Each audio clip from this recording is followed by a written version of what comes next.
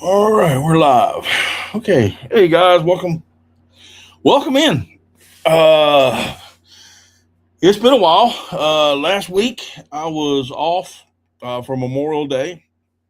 Just also happened to be my wife's birthday, and so I took that night off. So we're back tonight, and this was going to be kind of a simple little thing here tonight. We were just going to sit there and kick back and cut up just like we normally do. But during the course of the day, I was able to make contact with Elijah. I believe his last name is Somerton. It's Elijah Grant from off of Facebook, and we got to talking today about some things, and hopefully he's going to show up. He said he was, so when he gets in here, we'll start off with him. But anyway, in the meantime, again, as always, In the Blind is brought to you by Sumter. Man, I'm having a day today. Salt Creek Custom Ammunition, Biscuit Built 3D, True Lock Choke Tubes, and Heyday Outdoors. Matthew, what's going on, brother? I hope you're doing good. Um, Kingdom, what's going on? Glad you could make it. What's going on with you guys?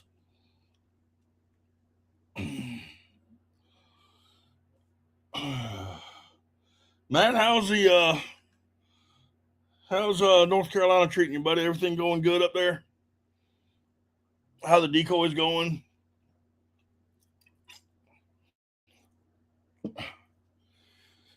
Oh man, what a week! I hope y'all had a. I hate to really say. I hope you had a good Memorial Day. I hope you had a good weekend. Memorial Day, of course, is I always reserve that for the men and women that were in the military that have gone on, that were killed in combat, and I like to honor them and more of a somber kind of moment. But it also happened to be my wife's birthday. It just fell in place, and so we did grill some hamburgers and stuff, and got some things going on, and had a good time. Doing working and fishing. Okay, doing well. Just painted a Scoter. Cool. Uh,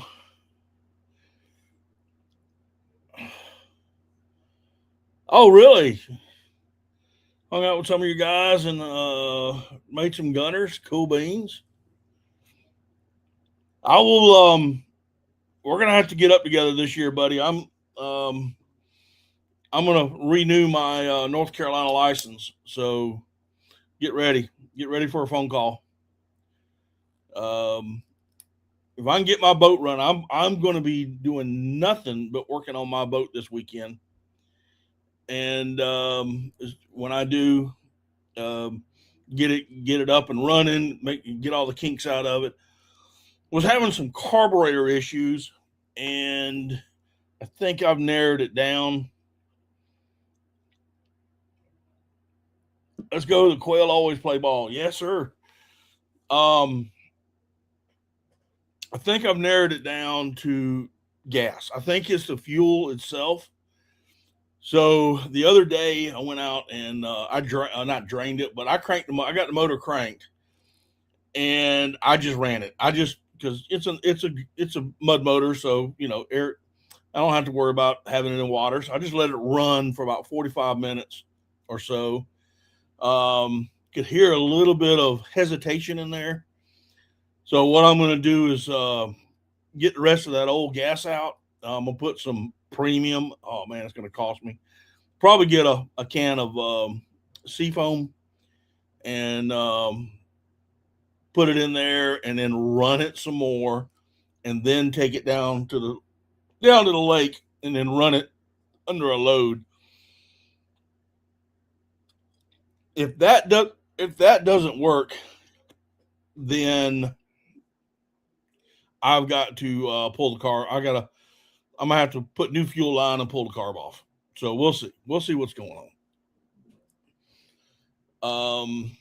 Yeah, I've never run my dog on quail, man. That's a problem. I got a GWP that's never been on quail.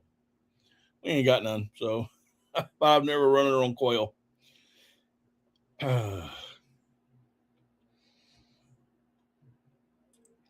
Waiting on old Elijah to show up. As soon as I see him in the comments, I'll shoot him a little text.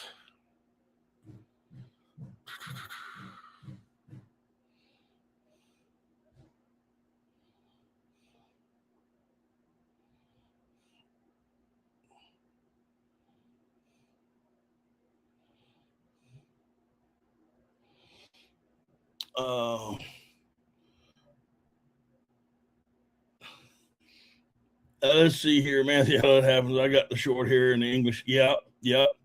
Bro, digital. Elijah's getting logged in right now. Okay. Hey, Grant, what's going on? Well, bro, welcome to In the Blind with Daddy Duck, man, where we just kind of hang out and goof off a little bit. I appreciate you stopping by. I take it you're friends with Elijah. Cool. Grant, how's your impound coming? I know that you said you were building one.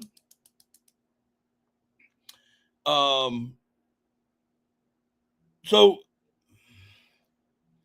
hunting buddies, I'm assuming that's you. Okay.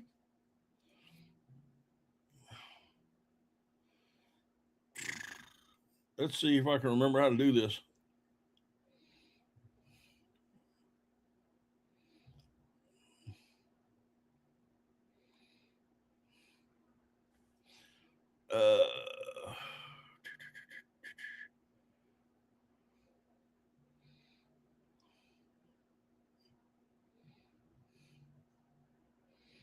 Oh, what's going on here?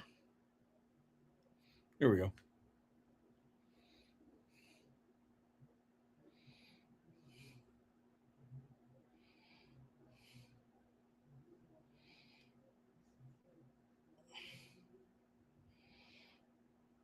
All right, Elijah, I just dropped the link in the chat room. All you gotta do is click it and make sure once I get you up, turn your YouTube off.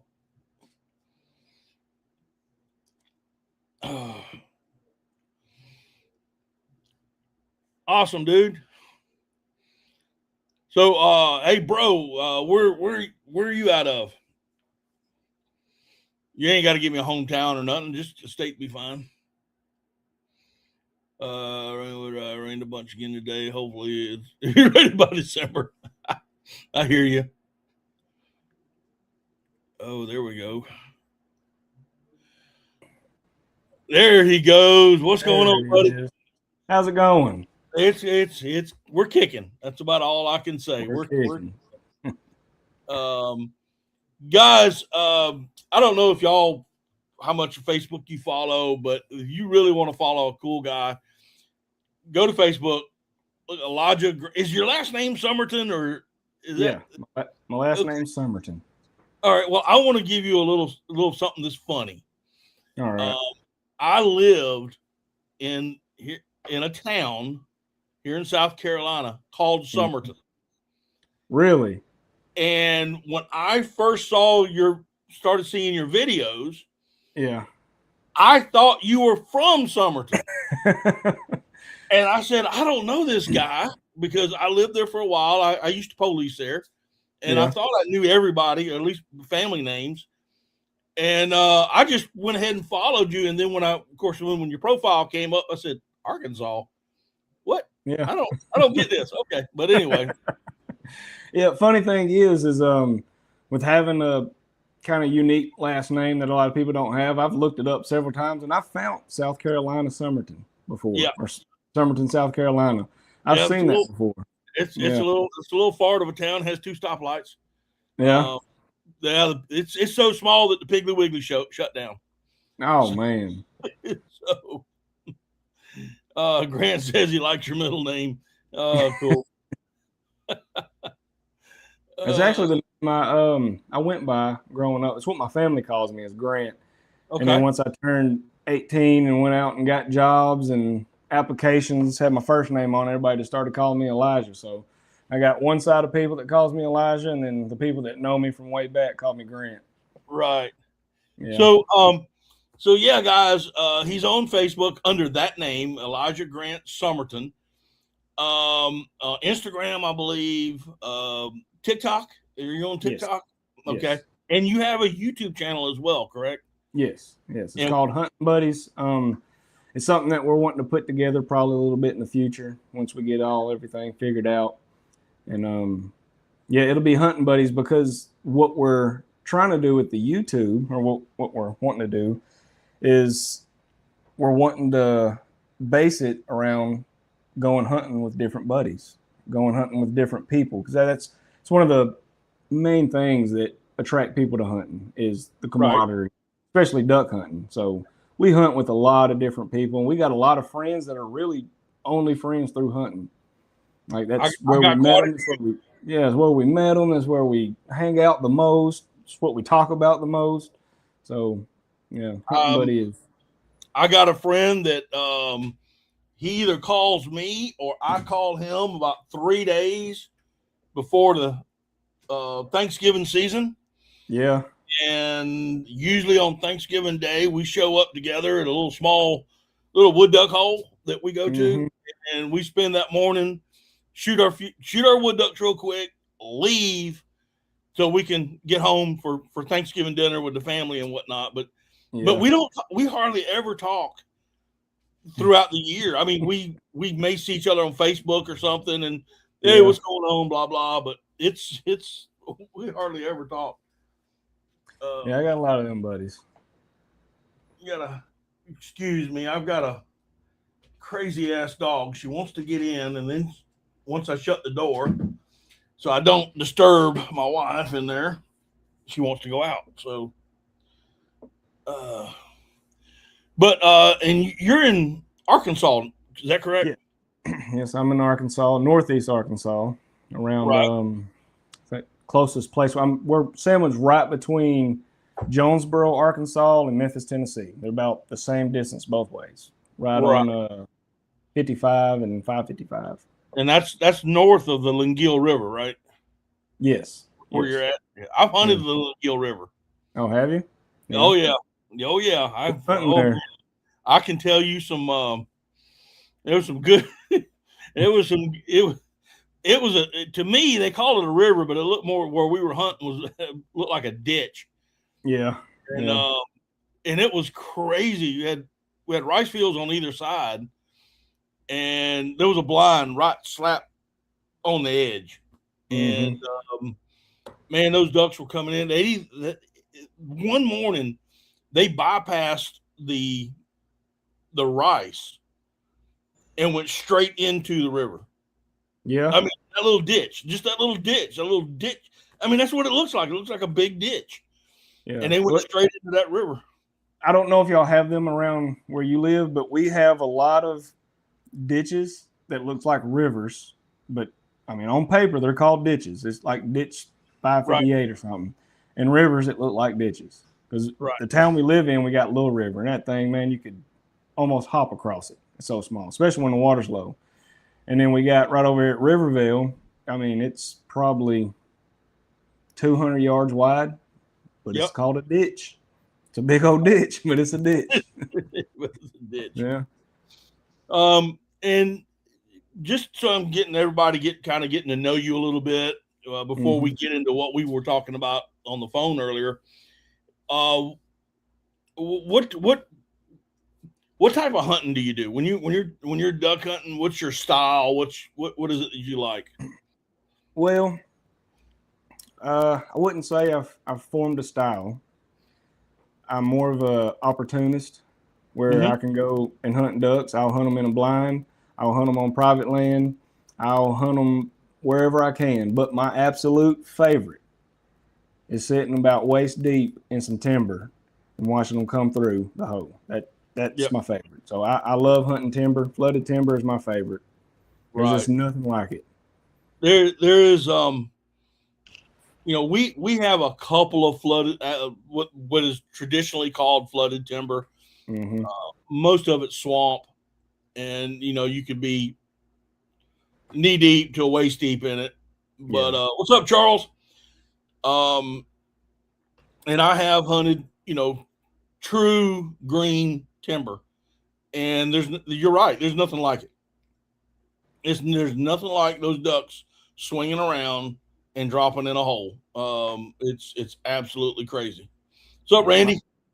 My favorite part is like right before shooting light, and you just got that big influx of ducks just coming through the trees. It never gets old. I don't care if I've experienced a million times. I get chills every time when we just had a big thing of ducks to start flying into the hole. When you're right on the X, right where they want to be, and you pick the right spot, oh my God, I love it so much. And you're thinking about it. Man, I can't wait till duck season. You're doing this right here. Just watching them fly in. You just hear all the whistles, and oh man. Mm-hmm. Yeah. Just some simple questions. What's your preferred decoy?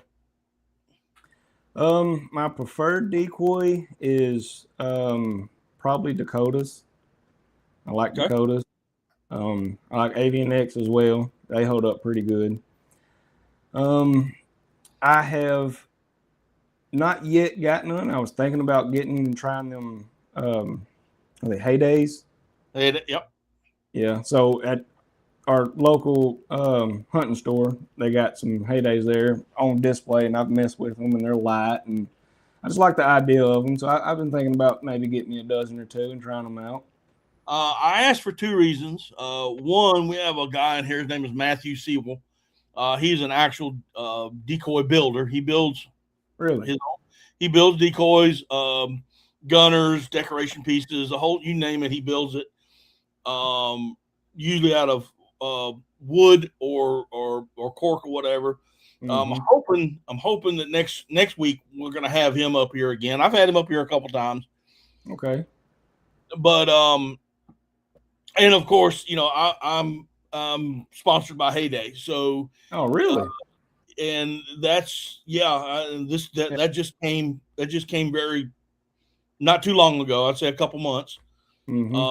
But even before that, I've been running Heydays when they were Lifetime. Yeah. And I mean, I've got close to 11 dozen that I have bought myself. There's one thing I told him. I said, "Hey man, I don't need decoys. I got plenty of them. Right. I got plenty of them. I wouldn't mind getting a few things off the other stuff. That's but let's don't worry about me about asking for decoys. Yeah. I bought some Heyday stuff. I bought all the Texas rig to rig all my stuff up was from Heyday. I got big solid line and sinkers. I like their setup. I like the brand. It's a pretty interesting brand. Like I said, I bought a little bit stuff. I'm thinking about buying some decoys, and since you're a sponsor, tell them, hey, they might have a new customer coming up. I will let them know because they're lightweight. You can actually take the weights in and out of them because they have the weights in the keel. Yeah. And you can take them in and out. So if you're in a walk-in and you want to save some weight, 8 ounces per decoy, trust me, you can do it. I have shot them. I didn't shoot them for video. I just accidentally shot them when it happens. But you can't tear them up. I always tell people the only thing I know that can tear a Heyday decoy up is a 6-month-old lab puppy. That's it. Oh, they'll tear anything up. They'll tear anything up. Your favorite gun? What do you shoot? Favorite gun is a 870. That's my favorite gun. Not what I shoot, but that is always on standby because that is reliable right there. That is. And yep. It's just something about an 870. There might be newer and better out there, and I like dabbling in different things, but I love an 870. I'm assuming you're a 12 gauge guy as well. Yeah, I'm a 12 gauge guy. It don't really bother me. I imagine if I ever start getting shoulder pains from it, I might switch to a 20 gauge. But I mean, right now, I like slinging out them big shells. I hear you. I'm a 16 gauge guy from my youth. Yeah. And I shot 16 gauges up until the steel shot became mandatory. Because I was growing up, we could still shoot lead. Yeah, I heard about them days. Oh man, I'm gonna tell you. So we had to switch to steel. They just weren't making steel shot for 16 Yeah. gauge at the time, and so I had to switch back up to a 12. I had them. I mean, I had one. And then I don't know, 7-8 years ago, I found out about Boss, and I started shooting their bismuth, and I went back to the 16 gauge, and now I'm partnered up with Salt Creek Custom Ammunition, and I started shooting his shells. I started shooting bismuth and some of his TSS loads, and I downgraded and I went to, well, I've got a 410, I've got a 20 gauge, I've got a 28, and in the 16, and it kind of depends on where I'm at. If I'm in some really good timber, I may go shooting 410. I may just shoot that 410 that day.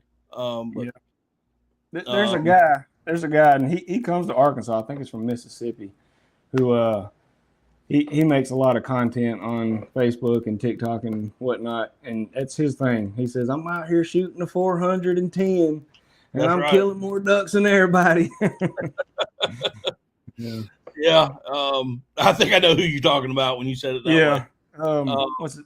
Lil Riddle. That's his name. Lil Riddle. Yeah. But yeah, I've been a sub gauge guy for quite some time, and I just enjoyed shooting them. So yeah.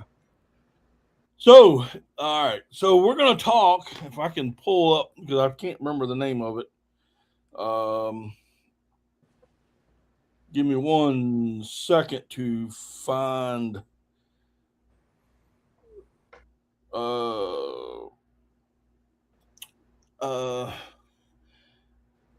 Let's see here. Oh, wait 1 second. Matthew Sewell. There used to be mine flooded timber until he discovered layout boats. Yeah, well, you're in a great spot to do a layout boat. And here's a Z Alpha.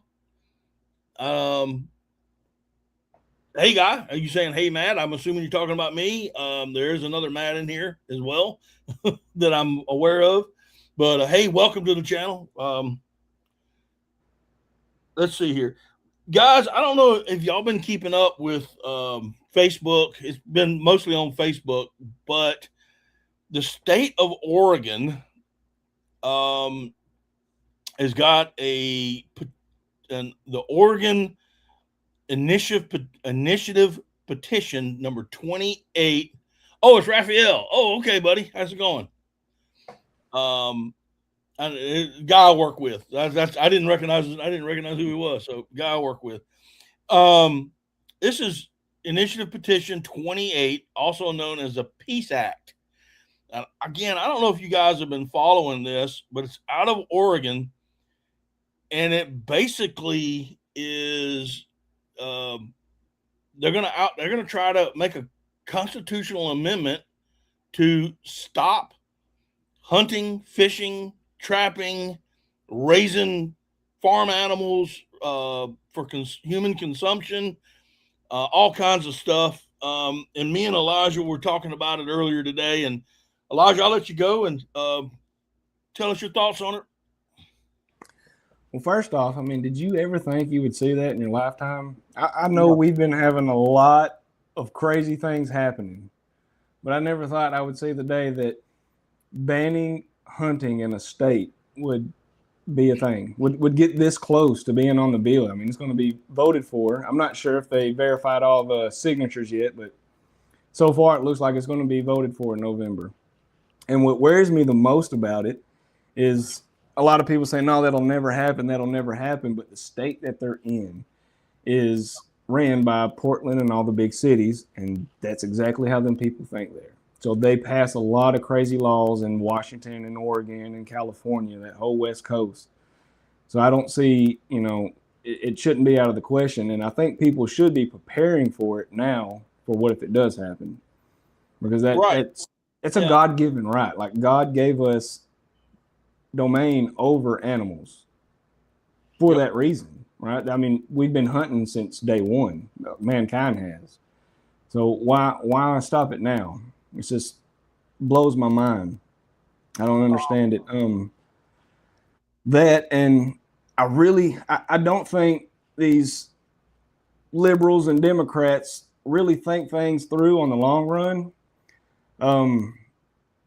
Because if they say that, you know, we're harming animals and they don't like that, so they don't even want us catching a mouse, right?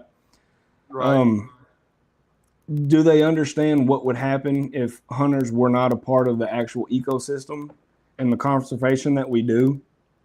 I don't think they think it through. They're not thinking about these suburb towns that are going to be overran with deer, and more deer than you can count will be hit by a vehicle, causing a lot of crashes. They don't understand about all the wild boar that are going to tear up fields. They don't understand about diseases. I think it's like 60% of diseases are bred from animal to human.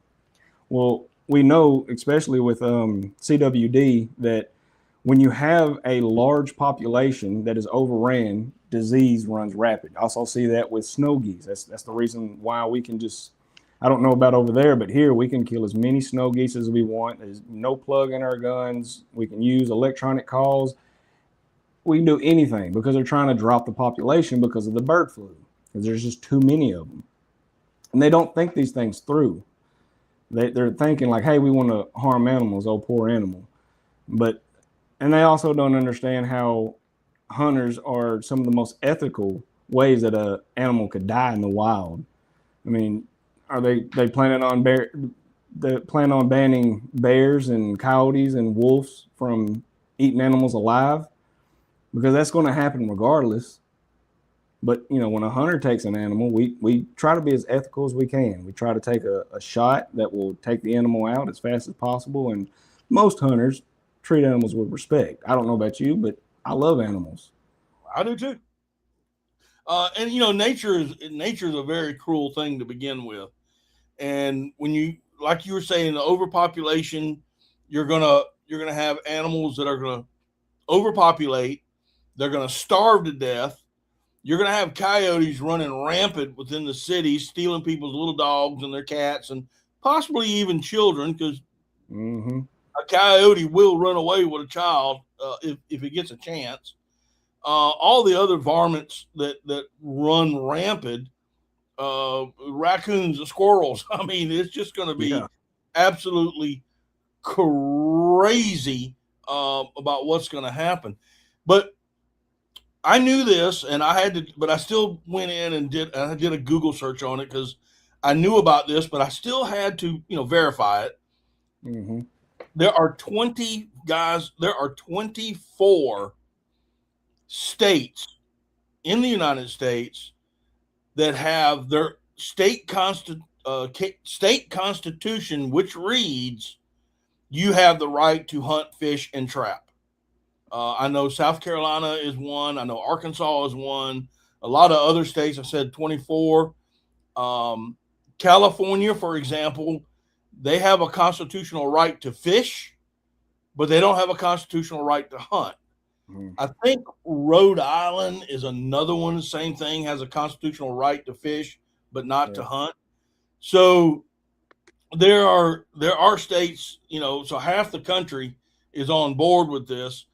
And it, like you said, it's going to be very interesting to watch, because I pray, I hope and pray that how'd you pronounce it earlier? Oregonians. Yeah, I just made that up in my head. I don't even know if that's right. It sounded right. I hope that the hunters and fishermen and the outdoorsmen will stand up. Yeah. Think about the revenue loss. Yeah, I mean, they're worried about, you know, the safety of the animals, and which we have government agencies that takes care of wildlife, that takes care of, you know, the habitats and all that. But that is funded. I don't know the numbers, but I'm going to guess around probably 75 to 90% by hunters, by the license to fish and hunt, and all the money that we spend goes to taking care of the habitat. That's we're a big part of that economy. Yeah. And all the jobs that will be lost, the Oregon DNR, what are they going to do? They got to go away. I mean, and even so, even if they do keep a skeleton crew as far as game wardens, how many of those, you're not going to stop anybody from hunting. People are going to go out there and do it. I mean, I said this on the phone. I'll say it out in chat. I would do it. Oh yeah. I would be an outlaw like the next day. I mean, it was just, why worry about it? I mean, and that's what I would hope to see that they do, because when I made that video about it, I seen a lot of people in the comments, well, I guess they're all just going to have to move. And I get that. I get moving to a place that has more security for hunting and fishing, but at the same time, well, that's how things like that get ground, because they get away with it. All the people who would fight back leave, and then they'll just do it again somewhere else, and it'll just keep taking traction. And you never know, we might just have the right or wrong president in office, and it could be a federal thing. And now we're fighting a whole federal case about, our right to hunt. Right. And being that this is a waterfowl channel primarily, this isn't just about waterfowl. This is about, guys, this is about everything. No deer hunting, no duck hunting, no upland birds, no nothing. And I don't know the numbers off the top of my head either, but I wonder how many out-of-state hunters go to Oregon, because Oregon on the coast is one of the best places in the country to shoot widgeon. Widgeon and pintails. They're coming down through British Columbia and Alberta. They're coming straight down, and they lock up right there on the coast, and it's some fantastic hunting out there. So again, guide services would be outlawed, closed down. Hotels. I've spoken on this on other things, but the economics of it would absolutely devastate the state. And I don't think they're really, like you said, they just don't think about that kind of stuff. They get all emotional about it, about somebody cooking deer steaks in a cast iron skillet. Mm-hmm. And I mean, you just think about it. Like, if you want to be taken serious on the playing field, and it sucks that we even have to talk about these type of people making power moves, like, why don't you come up with a solution? If you're going to have such a brash law that you want to put into place, where's the solution that's going to back all this? How are you going to have the backlash of the lack of money, the overran population of animals? Because I'm going to tell you what's probably going to happen is they're going to have to call the federal government to come and step in when disease and animal population is just overran, and they're going to have to pay somebody to do it anyways.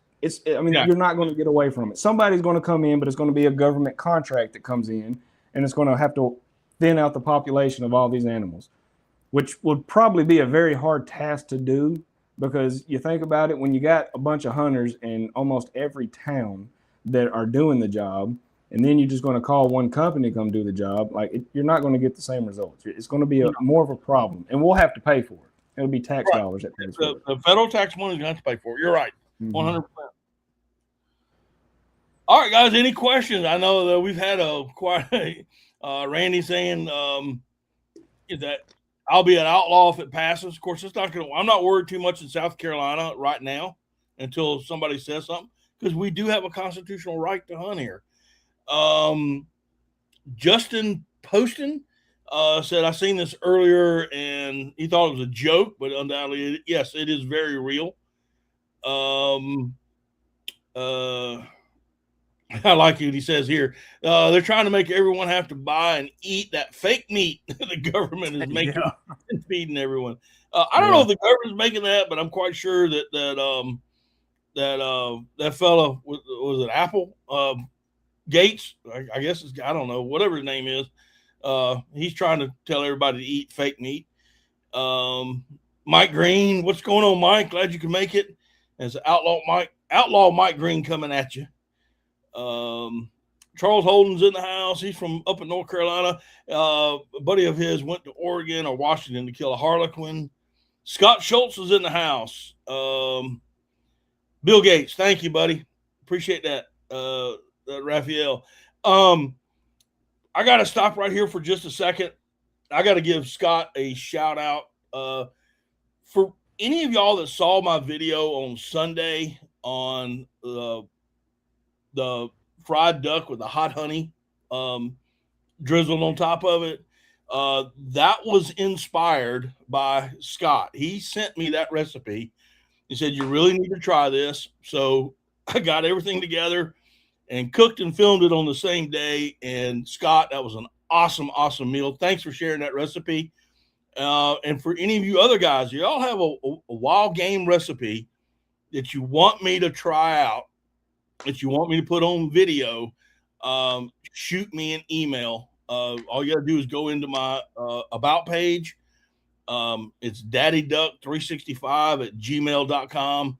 Shoot me the recipe. Tell me who you are, because I probably won't know your real name, because a lot of people have stage names in here. So shoot me an email with your name and stuff. And next time I do a cooking video, you might get featured. Anyway, sorry about that, Elijah.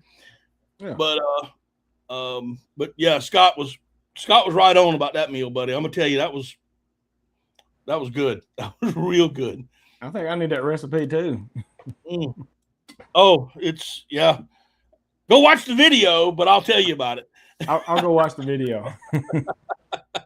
You'll tell me about it, then I'll get in the kitchen and forget. So I'm probably gonna have to pull the video up anyways. There you go. It's basically, I made a sour cream marinade or batter.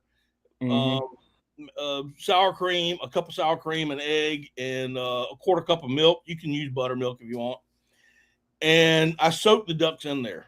And it's better if you soak them overnight, but I was, filming, so I had to do things a little bit quicker. And I made a sweet potato. Took me an hour to cook sweet potato, so that's how long I let them soak. And then I dredged them in a seasoned flour. And I tell people to season their stuff until their ancestors tell them to quit. And that's because everybody has their own flavor. And then I dropped them in a deep fryer.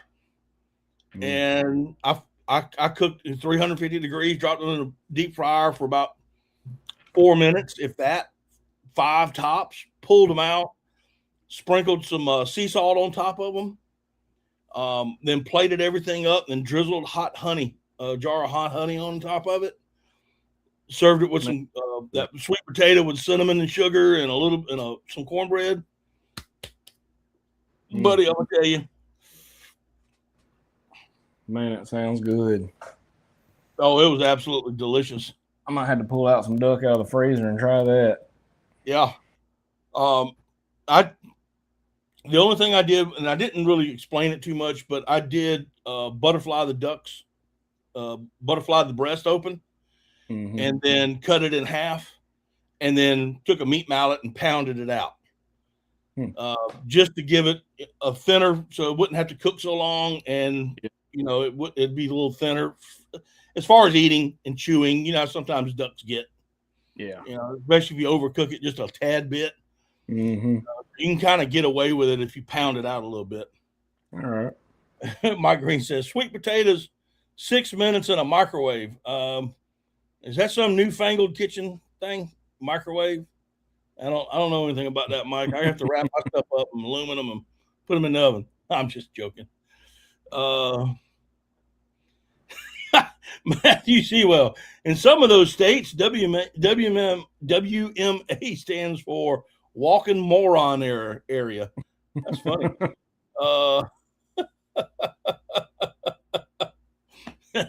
That's hilarious. But if y'all have any questions about this Oregon thing, I've got some notes in my phone and I can pull those up. I'm quite sure Elijah has the same thing. But it is one of those things, dude. I'm watching.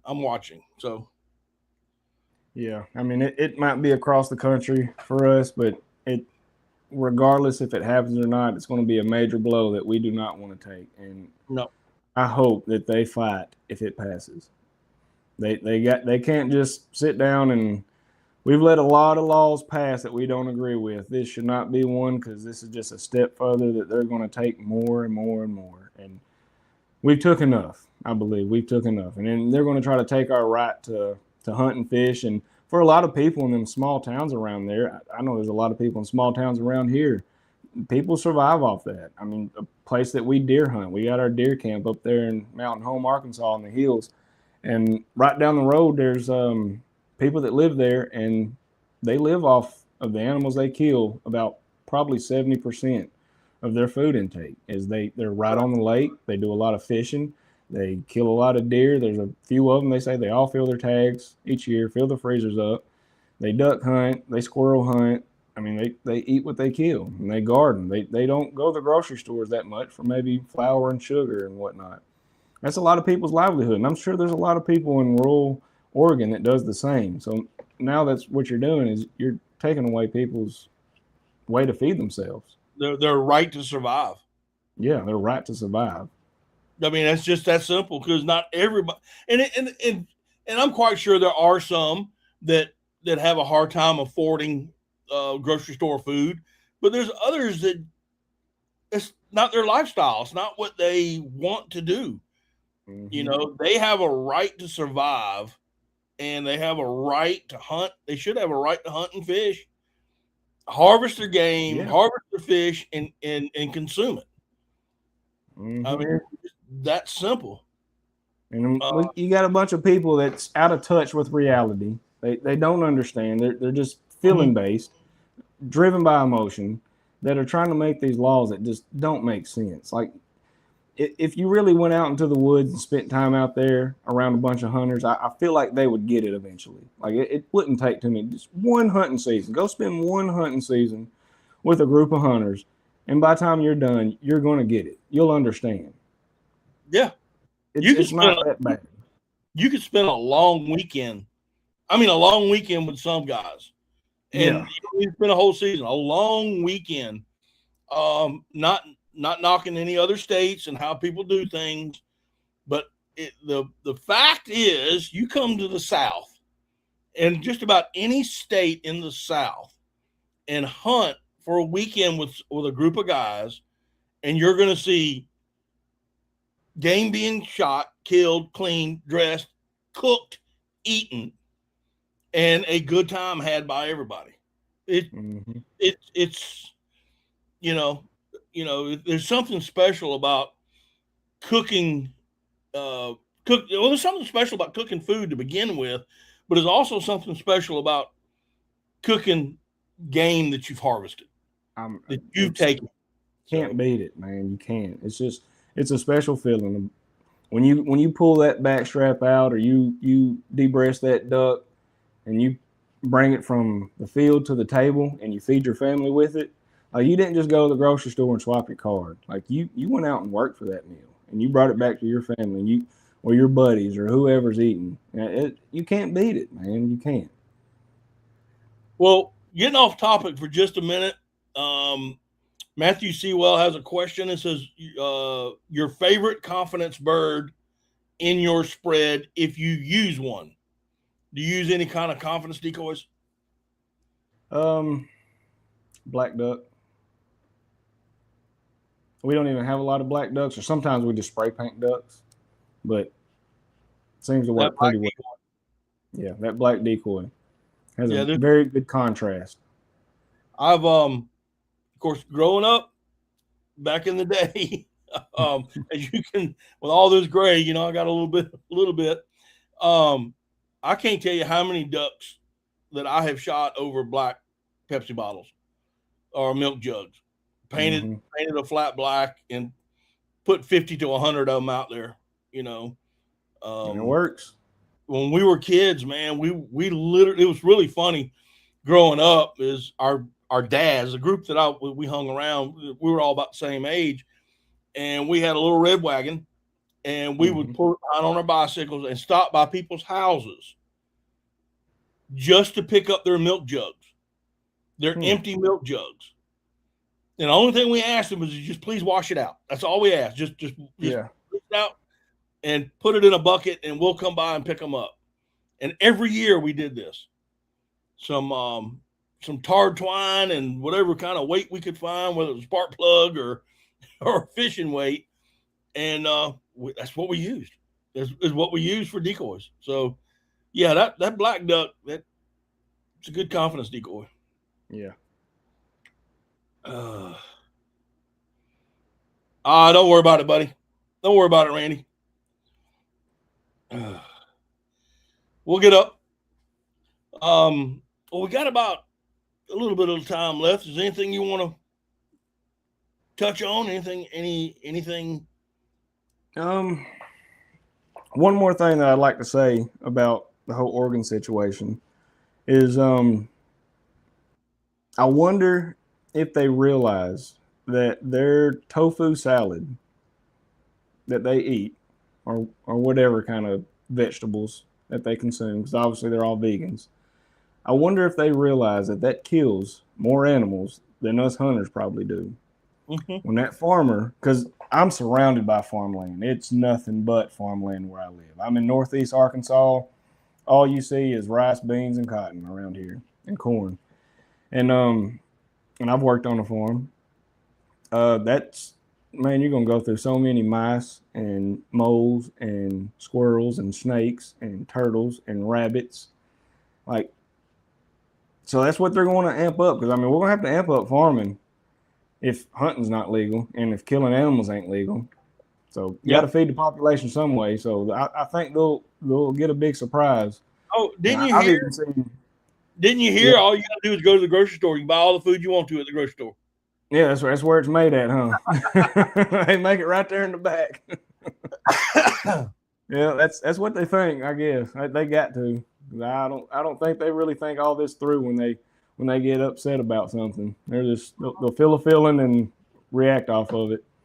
Yep. I was doing a little bit of reading. I've been keeping up with this thing for about a week or so, and just luckily that video you posted today, I said, "No, I got to get a hold of you and talk to you and see if you wanted to come on." But there was one writer who made mention, and I can't remember the name of the article or where I saw it from, but he believes that they believe that if we stop hunting, then there's no need for firearms and the Second Amendment. And the whole second, I just want to say this out loud. The Second Amendment was not designed to hunt. The Second Amendment was designed to protect yourself and your families and your friends from intruders and a tyrannical government. Yes. Not to hunt. That is very correct. The Second Amendment was designed for. But that's my point. Like, if you give them an inch, they're going to take a mile. That's why I think these Oregonians, or whatever they're called, people from Oregon, they need to fight back. No, they should start fighting right now. Right now, they should start fighting. And there's probably some big money that'll back them, because the hunting industry has some very big money, and the farmers very big money. There's people out there that has probably some big ranches. Sorry, we got a 3-generational ranch, and now we got to shut down because people in the city don't want to slaughtering animals.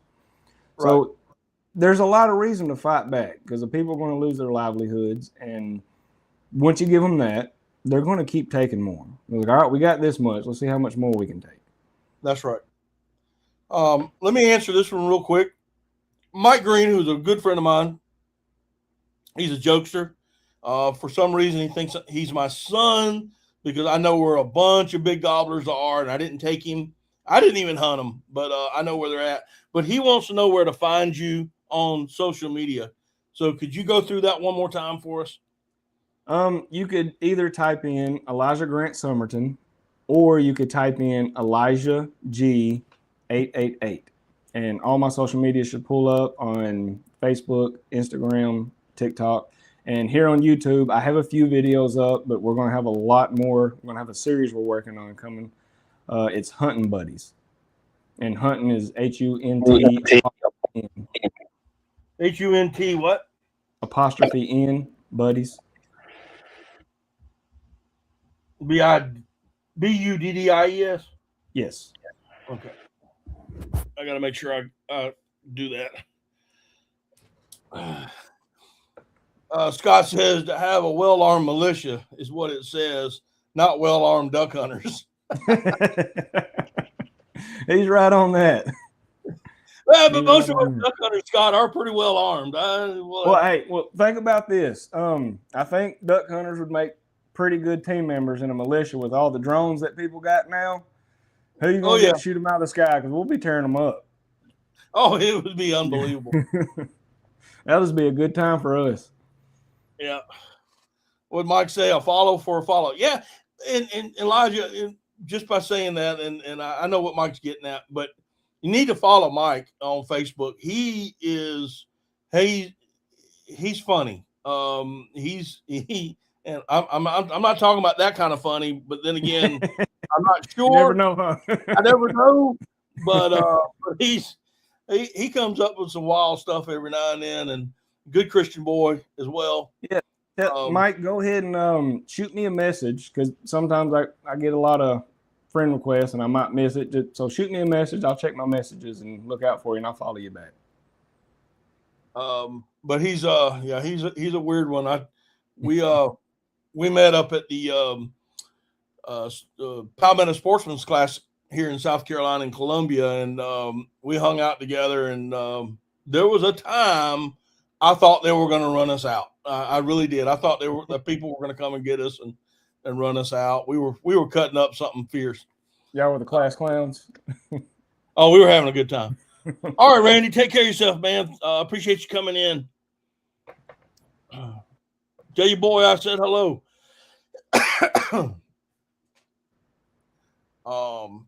But yeah, it's I'm like I said, I'm not really worried about here yet on this. I'm more concerned, and you're right. I think if it does pass, it could set a precedence, and that's what concerns me. Mm-hmm. Yeah, and there's a lot of people that like to travel. People love to travel to deer hunt, to duck hunt, to turkey hunt. They'll chase them all over the place. And you start with Oregon. I know there's a lot of, like you said, a lot of good duck hunting in Oregon, and there's also a lot of elk hunting in Oregon as well. But just imagine, you and your family's been going to Oregon for 20 years, hunting widgeon or hunting elk. That passes, you can't no longer go. And then it happens in Colorado, and then it happens in Washington, and then it happens in Arizona, California. It just keeps going, and before you know it, instead of 50 states that we got, now you're down to like 20. Right. And then that's and then what's going to happen to those? I mean, as far as the ducks concerned, what's going to happen to the flyways? Who's going to manage those properties? Mm-hmm. The federal government will manage the federal properties, but they're not going to take over the state properties, which will get sold. Yeah. And a Dollar General will get built on it. And then the next thing you know, you have no more land for them. And you're going to be killing off a lot more animals. Yeah. In the long run than you would have just let people hunt. I'll tell you one thing it might do. It might make the ducks go ahead and migrate all the way down, because nobody's going to be worried about flooding corn. That's right. Yeah. Oh, you want to get there? So we can get there. Let's go. Yeah. We just had, I think I was telling you earlier on the phone, we just had 1,000 acres on what we have the St. Francis floodways, and 1,000 acres that was farmland, and they never flooded it or nothing like that, and it just got bought up. And now this year was probably the worst year ever on St. Francis Lake. And St. Francis Lake, it's a natural swamp, so it's flooded timber year round. And there's a lot of designated holes. People have been going there for generations hunting duck. Right. This is the first year, and I've talked to people that's been hunting it their whole life, and they're like 60. This is the first year they said they came out there and went a whole day without hearing a single gunshot on the entire lake. Because, I mean, gunshots, they echo pretty far, so you can hear them a mile away. And it's a pretty decent-sized lake and even more flooded. I sit out there, and we seen a couple ducks fly right before shooting light, and then before you know it, nothing. Just the whole entire day. You didn't hear no gunshots. Go back to the boat ramp, man. Did y'all see anything? No, we seen a couple ducks before light came, and it was nothing. But then you drive by, because it's right off a levee. You drive by that spot, and when I say there are tens of thousands of birds out there, and it's geese and ducks. I mean, it's just, they got a place where they can eat and no pressure. Of course, they're going to go there. It's going to take all the ducks away. And then we got Big Lake over in Manila over there, and then we have Wapanaka, and Wapanaka is a wildlife reserve. You can't hunt it anyways. But now we have 3 spots where ducks can go, where nobody can hunt them, right in this small area. So it's going to make hunting a lot harder. Right. A lot harder. I've said it once. I've said it a million times. Ducks need 3 things: food, water, and rest. And if they can get all 3 in the same location, they have no reason to go anywhere, no matter what the conditions are, unless it's dry. But if they can get food, water, and rest, I don't care how cold it gets. I mean, it would have to slap freeze a foot thick before they, and even then they can still fly off and go somewhere and come back and eat. So it's crazy. Yeah. So yeah, Grant's saying they had a ton of ducks on the reverse migration. So I don't know where they go south of me. They go to Missouri. Yep, it's about 25,000 acres of nothing but flooded corn. That's exactly where they go. Scott. Oh no, he didn't. Oh yeah, he did. Oh man. But yeah, corn ponds it's been a burr in my saddle for over 20 years. And I told people back then, even at first it was kind of like, okay, you're making your own little piece of duck heaven. And then as you started to watch the decline of the local birds that you were seeing on a regular basis, not showing up in the normal areas because they're all on those corn ponds. I haven't done it in a while, but I mean, I did go a whole season one year without even pulling the trigger. Yeah. Here in my home state. Yeah. Yeah. It's gotten pretty bad. And, I've talked a lot to Josh Goins, and he's really deep into it. Like he can tell you the science behind it. And he was telling me how bad just a pure corn diet is for a duck. I mean, it's you're messing up the biological, whatever you want to call it, of a duck when it doesn't have a variety of food that it needs, because it's not going to get all of its nutrition off of corn, but that's an easy, high energy meal that they can eat. So it's kind of like a person only eating sugar. That wouldn't go good if that's all we ate was sugar. We wouldn't last too long. So now you got a duck that's just purely eating corn because they have thousands of acres to eat off of. And then you got the really big places like in Missouri, but then you got hundreds of places, thousands of places that are, a little bit smaller here and there. And it's just, so you got all these places that just around. Yeah. When you got thousands of flooded corn ponds and fields that surround a WMA, well, that WMA, I mean, why would they go there? There's no reason for them to go there. They have to actually work for their food, and an animal they're designed to take the easiest route possible. So if that easy route is a flooded cornfield, and then you're sitting there in a WMA, well, you're out of luck, man.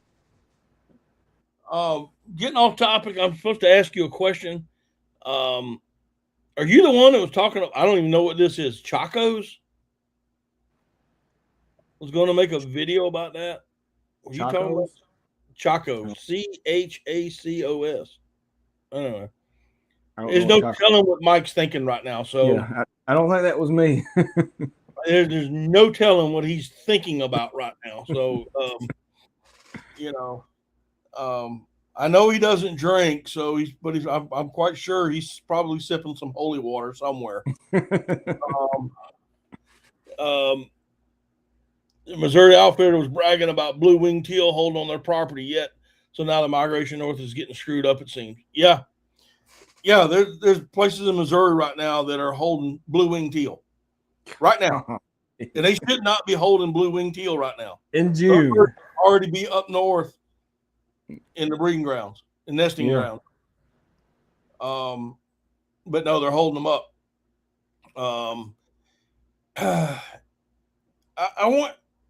I don't have any science to back this up right now.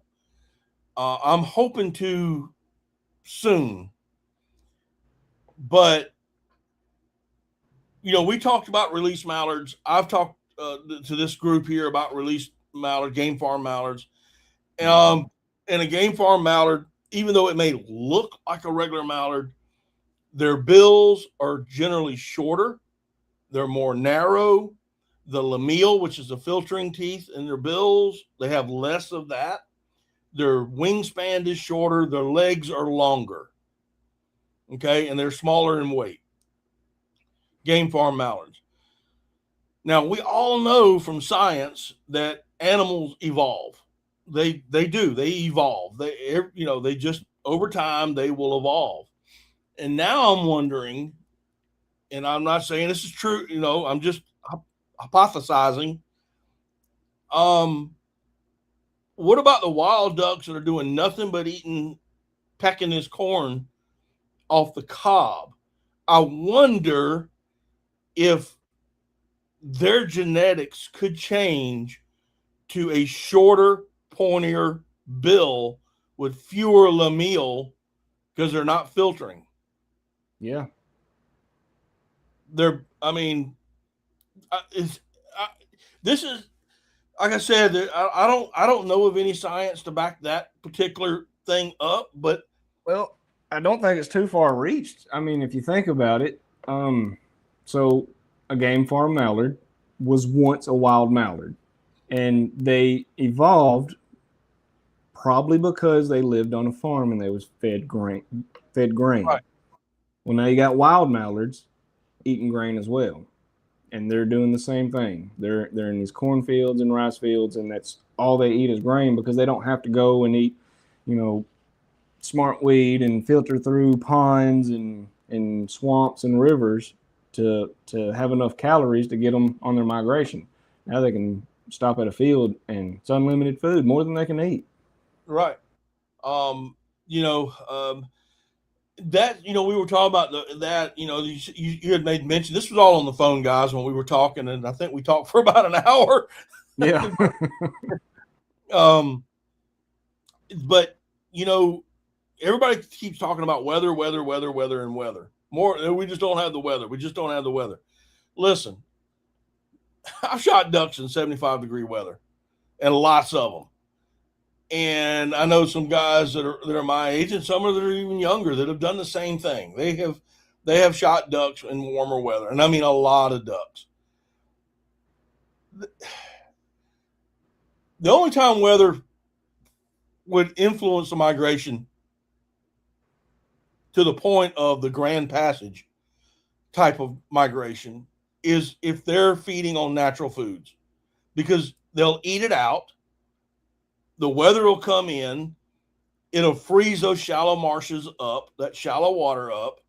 They can't get to the natural foods, and they migrate. They leave and go somewhere. That's where weather really plays the biggest part in natural foods when they're eating natural foods. If they're eating grain out of a flooded pond, they got all the grain. They got all the corn they want. You're in rice country. I know Stuttgart claims to be the duck and rice capital of the world, But Northeast Arkansas and around Harrisburg, Arkansas, they make more rice than anybody. Oh yeah, They make a lot of rice. And we got several rice lands around here, just huge grain bins. They're packed full of rice. I mean, we got one right down the street in Marktree, and then there's another one over by Harrisburg, and then there's another one in Jonesboro, and I think there's one out by Osceola, close to the Mississippi River. I mean, yeah, that's you drive down here, you're going to see probably mostly rice and soybean, and I say second would be corn and cotton. Yeah, and listen, you grew up in rice country, so I'm gonna ask a question. I know the answer, but for the guys that are in chat, when do you harvest rice? What time of year? Was it October? No, September. September. Yeah. And you drain the field. Mm-hmm. And why do people flood the fields back for whatever reason? There's only two reasons I know to flood a field. The only two reasons that I know of. If you're grow it or attract the ducks. Yeah. If you're crawfishing, or you're trying to, and you're not planting rice, they're eating the ratoon crop because there's going to be spillage and the rice is going to start to come back up. Yeah. It will head out into what's not commonly referred to as ratoon or red rice, and that's what they're eating. Plus all the invertebrate explosion that happens in that shallow, warm water. That's the only reason why they're there. Mm-hmm. They're not. They'll eat the rice out in a day or two. Then they're just on aquatic, insects. After that.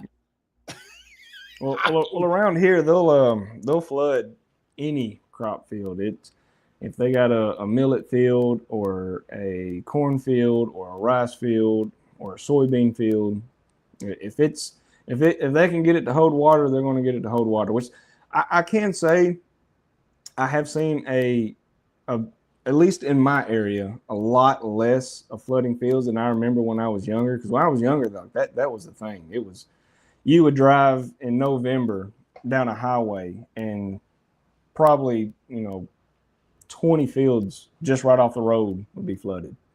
Yeah, I don't see that as much as they used to, and that's because now that farmers they're more trying to catch up to all the crap they're catching. They're trying to catch up and make ends meet. They're wanting to prep their farm or their farmland as soon as possible. So as soon as they harvest them crops, it's more money for them to prep their fields than it is to get it ready for duck hunting. Now that's just regular farmers. But when you got guys that are in it, they have a second business or their main business in duck hunting, that's where you're going to find it. And them guys, they like to put it in one big area. Like I said, we got 1,000 acres. I think it's a little bit over 1,000 acres. And they're going to plant rice and corn over there, and it's going to grow. They're going to cut a lot of it, but they're going to leave a lot of it standing, and they're going to flood it. Right. Yeah, and like I said, there's not that much.